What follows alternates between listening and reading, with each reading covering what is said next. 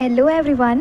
So like in this video मैं तुम लोग बताने वाली हूँ कि breathing and exchange of gases जो चैप्टर है ना क्लास 11 की जूलॉजी में, उसमें के जो बेसिक इंपॉर्टेंट टर्म्स हैं। For example I will tell you the difference between breathing and respiration, जो कि बहुत ज़्यादा इंपॉर्टेंट है।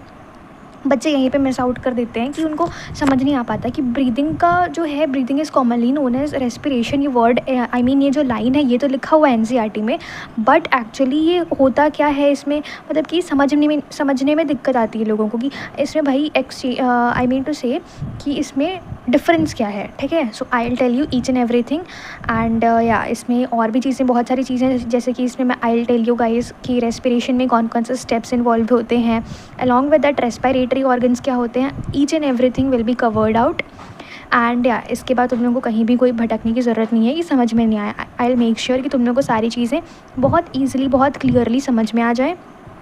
And if you guys want this notes, तुम लोग व्हाट्सएप चैनल को मेरे ज्वाइन कर सकते हो। वहाँ पे डेली जब लेक्चर अपलोड करती हूँ तो साथ के साथ मैं तुम लोग को PDF प्रोवाइड कर देती हूँ। ठीक है, नाउ अब स्टार्ट करते हैं इस चैप्टर का जो इंट्रो वाला पार्ट है उसको। ये ब्रीदिंग और रेस्पिरेशन में डिफरेंस, रेस्पिरेटरी ऑर्गन्स, फलांडम का जितना भी है सब बताती हूँ। ठीक है, देखो सबसे पहली चीज़ ना हम लोग को ये चीज़ समझनी पड़ेगी। देखो बहुत बेसिक है, मैं थोड़ा सा ना इसका क्या बोलते हैं यार, डाइजेस्टिव सिस्टम वाला जो पार्ट है ना वो भी इंक्लूड करके चल रही हूँ, ताकि तुम लोग को एकदम बेसिक से कहीं भी डाउट ना हो। ठीक है, सबसे पहले व्हाट डू वी इनटेक, तो हम लोग सबसे पहले खाना खाते हैं। ठीक है, प्रोटीन्स, कार्ब्स, ये सब प्रेजेंट होते हैं। तो अब ये सब जो प्रेजेंट है वो तो अब कॉम्प्लेक्स फॉर्म में प्रेजेंट है। Complex form in the sense कि वो लोग मिले हुए हैं हमारे जो खाने में।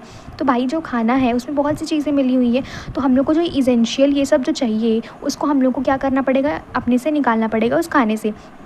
तो जो हम लोग खाना खाते हैं वो हमारी जब एलिमेंट्री कैनाल में जाएगा तो ये जो कॉम्प्लेक्स फूड आइटम है ना, ये सबसे पहले ब्रोकन डाउन होते हैं इनटू सिंपल एब्जॉर्बेबल फॉर्म, ताकि हमारा जो खाना है उससे हम लोग इसेंशियल चीज़ों को ले सकें, जैसे कि अमाइनो एसिड हो गया, ग्लूकोज हो गया, फैटी एसिड हो गया। ये सब जो चीज़ें हैं ये निकलती हैं किससे, इन सब की जो सिंपलर फॉर्म होती है वो इस आई मीन टू से ये सारी जो चीज़ें हैं ना इनकी ही सिंपलर फॉर्म है। ठीक है, तो ऐसा हम लोग को ये सब चीज़ें मिलती हैं। उसके बाद क्या होता है पता है, हम लोग ना इन सबको यूटिलाइज़ कैसे करते हैं। अब भाई देखो हम लोग को ये सब तो मिल गया, अब मान लो हमारे पास अमाइनो एसिड आ गया, ग्लूकोज आ गया, फैटी एसिड आ गया, हमारे सामने रखा हुआ है। हम मतलब हमारी बॉडी में हमारा एलिमेंट्री जो कैनाल है उसको सिंपलर फॉर्म में कन्वर्ट करके हमारे सामने ये सब ले आया। अगर अब हमारे सामने ये सब चीज़ें प्रेजेंट है तो हम लोग क्या करेंगे, इसको एब्जॉर्ब करना चाहेंगे, यूटिलाइज़ करना चाहेंगे। तो यूटिलाइज़ कैसे करेंगे, तो यूटिलाइज़ करने के लिए ही मेन फंडा यहाँ पे पता है अब आता है तुम्हारा ब्रीदिंग का काम। तो ब्रीदिंग में पता है जब हम लोग ब्रीद इन करते हैं तो हम लोग क्या कर रहे हैं, ऑक्सीजन को ले रहे हैं। तो ऑक्सीजन जो ये है ना रिक्वायर्ड होता है हमारा, जो देखो इस टाइम पे हमने ग्लूकोज बनाया, अब इसी ग्लूकोज को ना यूटिलाइजेशन करने के लिए ऑक्सीजन की रिक्वायरमेंट होती है सेल में। उसी के बाद क्या होता है ना, ये बन पाता है, मतलब ये यूटिलाइज हो पाता है हमारी बॉडी में। ठीक है, in the form of ATP। ATP is very essential. हम लोग जितना भी काम कर पा रहे हैं ना, मैं बोल पा रही हूँ, अभी तुम सुन पा रहे हो, अभी तुम बैठे हुए कहीं पे, अगर तुम अभी बैठे बैठे अपना पैर हाथ हिला रहे होगे, it's just because of this ATP। सिर्फ ATP तुम्हारी बॉडी में अभी प्रेजेंट है, इसीलिए तुम इतना कुछ कर पा रहे हो। अदरवाइज जब ATP नहीं बनेगा तुम्हारी बॉडी में तो तुम लोग नहीं कर पाओगे कुछ। ठीक है, तो ATP इतना ज़्यादा इंपॉर्टेंट है।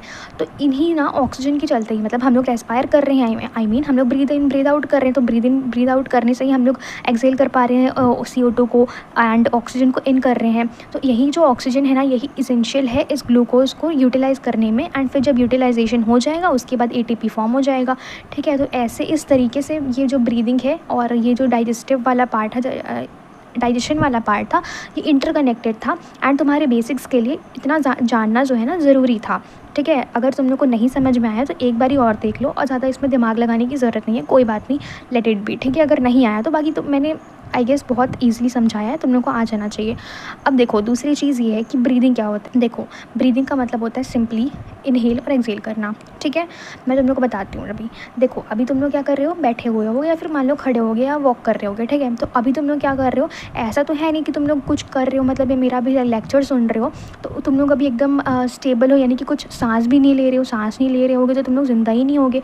लेकिन अभी तुम लोग क्या कर रहे हो, इन कर रहे हो ऑक्सीजन को, आउट कर रहे हो CO2 को। तो जस्ट लाइक दैट कुछ ना कुछ तुम लोग इन और आउट कर रहे हो। एंड सिंपल भाई इसी को ही बोलते हैं ब्रीदिंग। ब्रीदिंग कुछ भी नहीं है, सिर्फ हम जो ना मतलब कि सिंपल इनहेल कर रहे हैं और उसको एक्सेल कर रहे हैं एयर को, दैट इज़ सिंपली ब्रीदिंग। ठीक है, यहाँ पे एयर लिखना। ठीक है, कहीं पे भी तुम लोग को पूछा जाए तो ऑक्सीजन तो उसमें प्रेजेंट होता है, एयर में ऑक्सीजन CO2, तो यूजुअली हम लोग एयर की बात करते हैं, मतलब कि एयर का इनटेक करना एंड उसका एक्सेल आउट करना, दैट इज़ एक्चुअली द क्या है तुम्हारा ब्रीदिंग। ठीक है, अब इन्हेलेशन में क्या होगा, इनटेक ऑफ एयर, एक्सेलेशन में होगा exhaling of the air, simple as that. ठीक है, अब देखो NCERT में ना breathing is commonly known as respiration का एक लाइन लिखा हुआ है, that is very very important. Starting में ही मैंने तुम लोग को ये चीज़ बोली है।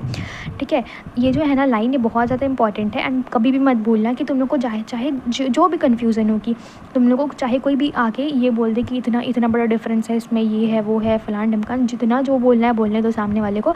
अगर NCERT बोल रही है breathing is commonly known as respiration, तो मतलब तुम लोग को सिर्फ इसी की बात सुननी है NCERT की, एंड अगर क्वेश्चन में आए तो तुम लोग को बिल्कुल भी कंफ्यूज नहीं होना है। ठीक है, अब देखो रेस्पिरेशन में ना, अब देखो तुम लोग को पता है रेस्पिरेशन का ना समझने के लिए कुछ स्टेप्स को जानने पड़ेंगे, मतलब कि रेस्पिरेशन क्या होता है उसके लिए तो तुम लोग को ना बहुत सारी चीज़ें समझनी पड़ेगी, उसके बाद ही तुम लोग रेस्पिरेशन को एक फुल्ली फॉर्म वे में समझ सकते हो। ठीक है, तो मैं तुम लोग को ना अभी कुछ चीज़ें बताने जा रही हूँ आगे, जो कि रेस्पिरेशन के लिए इम्पॉर्टेंट है। ठीक है, उसके बिना रेस्पिरेशन नहीं हो सकता। तो देखो रेस्पिरेशन का मतलब होता है ना कि, रुको पहले ये बता देती हूँ, स्टेप बता देती हूँ, उसके बाद तुम लोग को रेस्पिरेशन को एक बार मैं ओवरव्यू दूँगी, उसके बाद तुम लोग बताना मेरे को समझ में आया कि नहीं। ठीक है, सबसे पहले होता है इसमें स्टेप्स इन्वॉल्व होते हैं रेस्पिरेशन में। तो सबसे पहला ब्रीदिंग। अब देखो breathing is commonly known as respiration, ये लाइन तो दी हुई है, लेकिन तुम लोग ये समझ सकते हो कि स्टेप्स ऑफ रेस्पिरेशन का पहला मेन जो बोल सकते हो स्टेप, वही ब्रीदिंग है। ठीक है, तो breathing is the very first step of the respiration.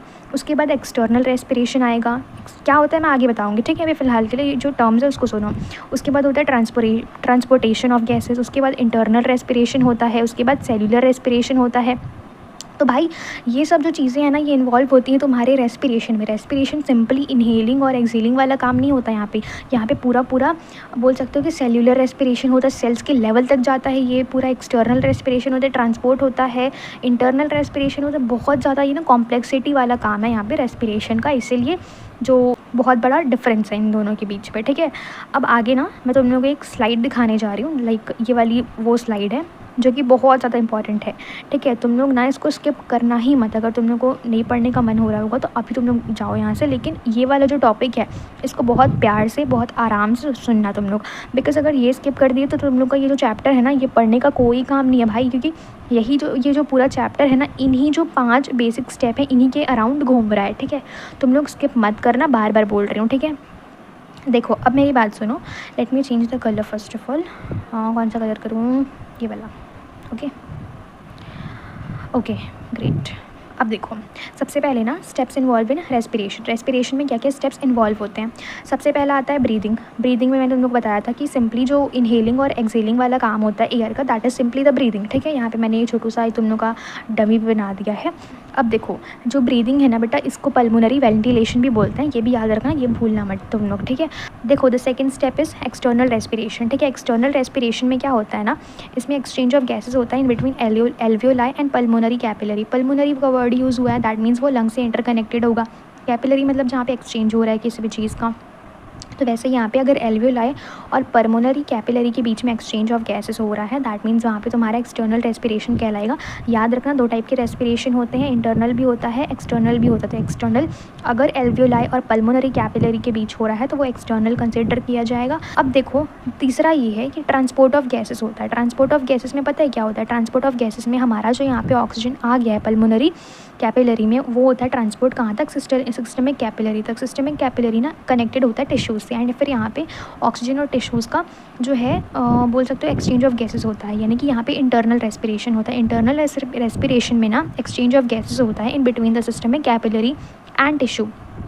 ठीक है, यहाँ पे सिस्टमिक कैपिलरी और टिश्यू के बीच में एक्सचेंज ऑफ गैसेस होता है, यानी कि जो CO2 होता है वो टिश्यू से तुम्हारा इसमें चला जाता है सिस्टमिक कैपिलरी में, एंड जो ऑक्सीजन होता है जो सिस्टमिक कैपिलरी में प्रेजेंट है वो टिश्यूज़ तक पहुँच जाता है, फिर वो सेल्यूलर लेवल पे जाएगा। दैट मीन्स आगे जो स्टेप है वो यही है कि जो सेल्यूलर रेस्पिरेशन होगा, that means utilization of oxygen होगा to break down the glucose, amino acid etcetera to produce the ATP, जो कि बहुत ज़्यादा इसेंशियल है। अल्टीमेटली हम लोग को यही करना है, तो ये अब बोल सकते हो तुम्हारा यहाँ पे रेस्पिरेशन का जो प्रोसेस है वो कंप्लीट हो जाएगा। हम लोग को यहाँ से एटीपी मिल जाएगा, फिर यहाँ पे हम लोग का काम एकदम समाप्त हो जाएगा, ठीक है।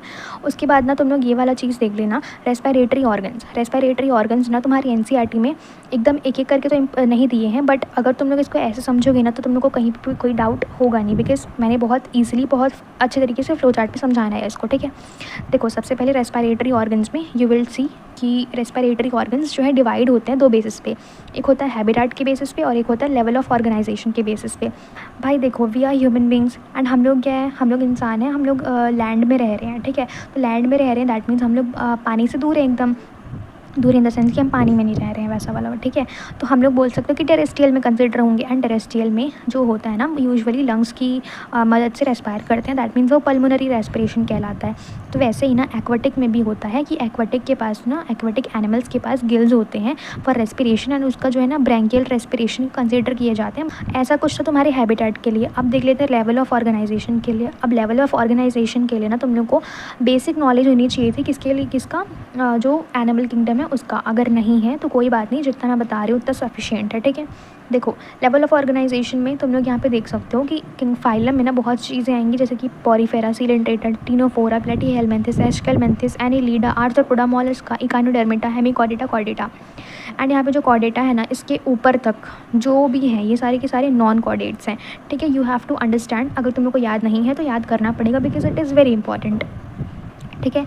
अब देखो लेवल ऑफ ऑर्गेनाइजेशन में ना ऐसी चीज़ें हैं कि यू हैव टू लर्न सारे के सारे जो हैं कौन किससे रेस्पायर करता है, क्योंकि ये डायरेक्ट क्वेश्चन पूछा जाता है तुम्हारे नीट एग्जाम में, ठीक है। लेवल ऑफ ऑर्गेनाइजेशन में सबसे पहले वी नो दैट कोई भी बॉडी है तो वो सेल्यूलर लेवल से ही स्टार्ट होगी। सेल्यूलर लेवल की body I mean to say organisms present है, जैसे कि यहाँ पे Porifera which is also known as sponges, ठीक है। टिश्यू लेवल में भी प्रेजेंट है, वैसे ही ये सीलेंट्रेटा हो गया, टीनोफोरा हो गया, ये टिश्यूज़ लेवल के ऑर्गेनिज्म है।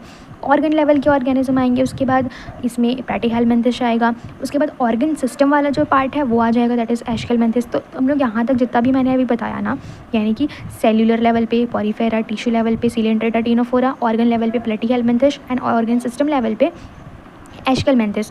तो यहाँ तक के जो एस्केलमिंथिस तक है ना, यहाँ तक के तुम लोग देख सकते हो कि यहाँ से लेके यहाँ तक यानी कि फर्स्ट तक सिंपल डिफ्यूजन होता है बॉडी वॉल के थ्रू, यहाँ पे कोई भी कॉम्प्लेक्सिटी नहीं आती है एस्केलमिंथिस तक। इवन जो एस्केलमिंथिस है ना इसके पास ऑर्गन सिस्टम है पूरा पूरा, बट स्टिल यहाँ पे बॉडी वॉल के थ्रू ही रेस्पिरेशन होता है, दैट इज़ अ एडवांटेज बोल सकते हो, ठीक है।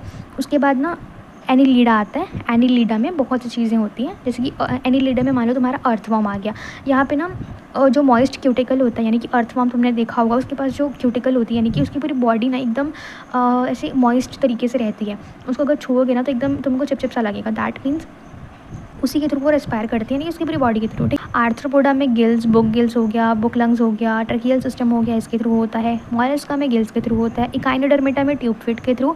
हेमिकॉर्डेटा में गिल्स। कॉर्डेटा में अब आएंगी कुछ कुछ चीज़ें, ठीक है। तुम लोग इसको ना पता है कैसे याद रख सकते हो, FARAM ऐसे कुछ तुम लोग थोड़ा सा याद रख सकते हो। आई नो ये थोड़ा सा सिली है बट स्टिल तुम लोग इसको लाइन से अगर याद रखना, जैसे कि fish, amphibia, Reptilia, Aves mammal, अगर तुम लोग को इसको सीक्वेंस से याद रखना तो ये वाला तुम लोग के लिए ट्रिक काइंड ऑफ हो सकता है। अगर नहीं भी तो तुम लोग को अगर मतलब पता ही होगा खुद से भी ट्रिक, हाँ अगर तुम लोग को पता है खुद से ट्रिक तो उसको कमेंट सेक्शन में लिखना ज़रूर। नहीं पता ना तो ये फर्म एक थोड़ा सा मेरे लिए ईजी लगता है, इसलिए मैंने बता दिया तुम लोग को भी।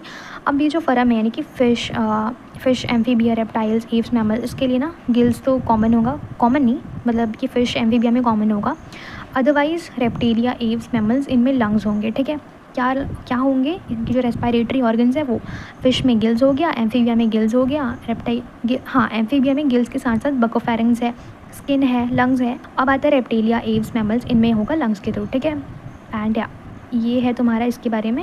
एंड यहाँ पे तुम लोग देख सकते हो कि इन सिंपल ऑर्गेनिज्म जो डिफ्यूजन होता है वो बॉडी सरफेस के थ्रू होता है, बॉडी वॉल के थ्रू, एंड कॉम्प्लेक्स ऑर्गेनिज्म में स्पेशलाइज्ड ऑर्गन होते हैं और या फिर बोल सकते हैं कि ऑर्गन सिस्टम होते हैं फॉर रेस्पिरेशन।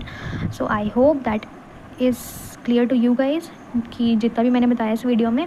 हाँ थोड़ा सा तुम लोग को यहाँ पे लग सकता है कि कुछ है थोड़ा सा ना मतलब ऐसी दिक्कत समझने वाला, बट अगर तुम लोग दोबारा देखोगे ना इस मेरे लेक्चर को तो तुम लोग को सारी चीज़ें क्लियर हो जाएगी। That's it for today's video. Thank you so much for watching. Bye bye.